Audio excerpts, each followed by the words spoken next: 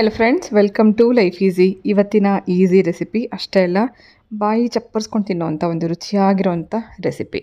ಇದನ್ನು ನಾವು ಮಾಡ್ತಿರೋದು ನೆನೆಸಿರೋವಂಥ ಕಡಲೆಕಾಳಿನ ಕೋಫ್ತಾ ಕರಿ ಅಥವಾ ಗ್ರೇವಿ ಹೇಗೆ ಮಾಡೋದು ಅಂತ ನೋಡ್ಕೊಂಬರೋಣ ಬನ್ನಿ. ಇದು ನೀವು ಚಪಾತಿಗೆ, ಅನ್ನಕ್ಕೆ ಸೈಡ್ ಡಿಶಲ್ಲಿ ತೊಗೋಬೋದು.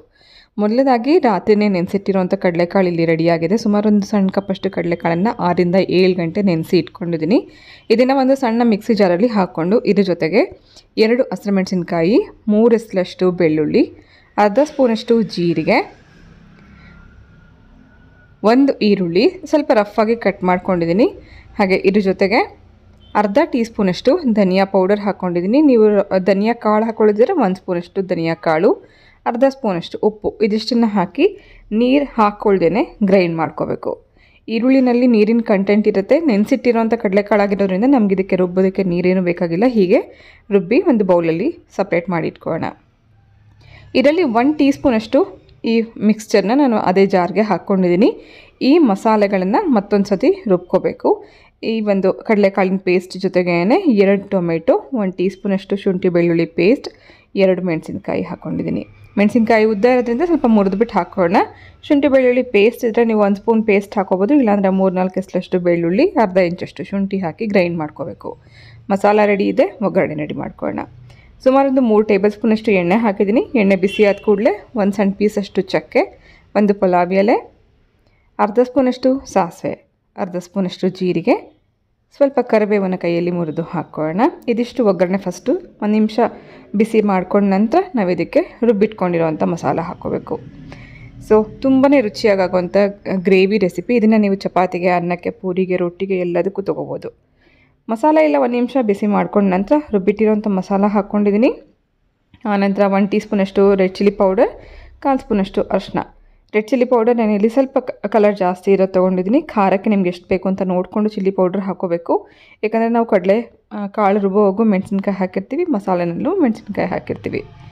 ಇದಾದ ನಂತರ ಒಂದು ಸತಿ ಮಿಕ್ಸ್ ಮಾಡಿಕೊಂಡು ಅರ್ಧ ಸ್ಪೂನಷ್ಟು ಧನಿಯಾ ಪೌಡರ್, ರುಚಿಗೆ ಸ್ವಲ್ಪ ಉಪ್ಪು, ಸ್ವಲ್ಪ ಕಸೂರಿ ಮೇಥಿ ಹಾಕಿ ಮಿಕ್ಸ್ ಮಾಡ್ಕೊಂಡಿದ್ದೀನಿ.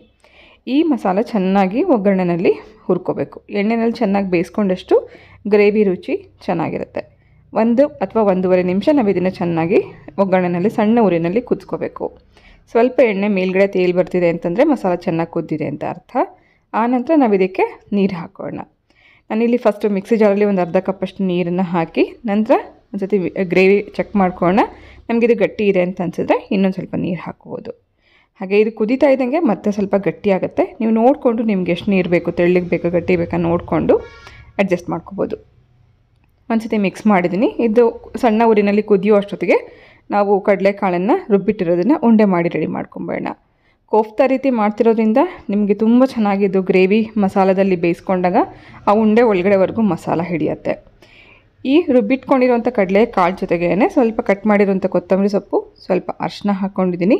ಬೈಂಡಿಂಗಿಗೋಸ್ಕರ 2 ಟೀ ಸ್ಪೂನಷ್ಟು ಕಡಲೆ ಹಿಟ್ಟು ಹಾಕೋತಿದ್ದೀನಿ. ಕಡಲೆ ಹಿಟ್ಟು ಅಥವಾ ಗೋಧಿ ಹಿಟ್ಟನ್ನು ಹಾಕ್ಕೊಂಡ್ರೆ ನಿಮಗೆ ಬೈಂಡಿಂಗ್ ಚೆನ್ನಾಗಿರುತ್ತೆ. ಯಾವುದೇ ಕಾರಣಕ್ಕೂ ಉಂಡೆಗಳು ಗ್ರೇವಿನಲ್ಲಿ ಬಿಟ್ಕೊಳ್ಳಲ್ಲ.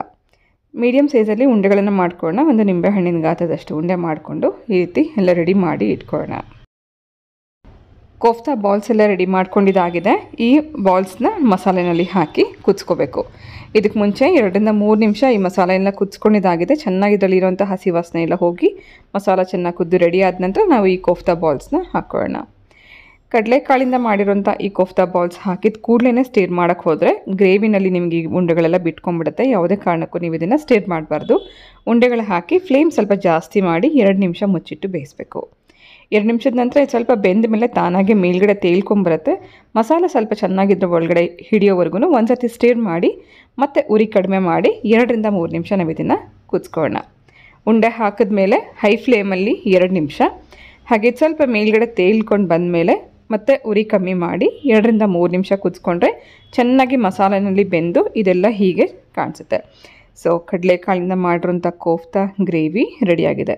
ಇದು ತುಂಬಾ ರುಚಿಯಾಗಿ ಆಗುವಂಥ ಒಂದು ರೆಸಿಪಿ. ಇವತ್ತೇ ನೀವು ಟ್ರೈ ಮಾಡಿದ ಮೇಲೆ ಹೇಗಿತ್ತು ಅಂತ ಕಮೆಂಟ್ ಮಾಡಿ ತಿಳಿಸಿ. ವಿಡಿಯೋ ಇಷ್ಟ ಆಗಿದ್ದರೆ ಪ್ಲೀಸ್ ಒಂದು ಲೈಕ್ ಮಾಡಿ. ಹೊಸಬ್ರು ಯಾರು ನೋಡ್ತಾ ಇದ್ದರೆ ಪ್ಲೀಸ್ ನನ್ನ ಚಾನಲನ್ನು ಸಬ್ಸ್ಕ್ರೈಬ್ ಮಾಡ್ಕೊಂಡು ನೋಡಿ. ಇವತ್ತಿನ ಈ ರೆಸಿಪಿ ನಿಮ್ಮೆಲ್ಲರಿಗೂ ಇಷ್ಟ ಆಗಿದೆ ಅಂತ ಭಾವಿಸ್ತಾ ನಾನು ಹೊರಡ್ತಾ ಇದ್ದೀನಿ. ಮತ್ತೆ ಸಿಗ್ತೀನಿ ನಾಳೆ ಇನ್ನೊಂದು ಹೊಸ ರೆಸಿಪಿ ಜೊತೆಗೆ. Thank you for watching.